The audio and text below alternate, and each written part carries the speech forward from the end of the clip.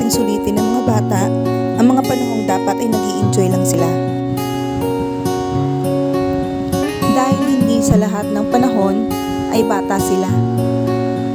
Darating ang panahon na kailangan nilang seryosohin at harapin ang hamon ng buhay. Kaya sana, bago mangyari yon, naranasan nilang minsan ay naging bata sila. Yung walang iniisip kundi ang maglaro, na hindi iniisip ang madumi nilang damit at katawan, basta ang alam nila ay nag-i-enjoy sila.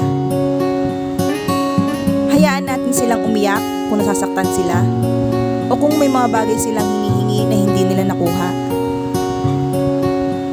Dahil tao lang sila na may sensitive na damdamin at may maliit na pangunawa sa mga bagay-bagay.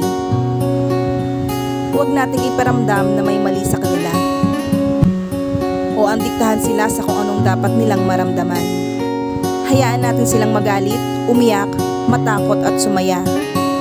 At kung may nagawa tayong nakakasakit ng damdamin nila, ay matuto tayong humingi ng patawad. Napakabusilak ng kanilang mga puso para hindi nila tayo mapatawad. Tapos tsaka natin ipaliwanag kung bakit natin sila napagalitan o kung bakit natin nagawa ang isang bagay sa kanila. Higit pa kanino man, tayong mga magulang nila ang dapat nakakaintindi at gumagabay sa kanila.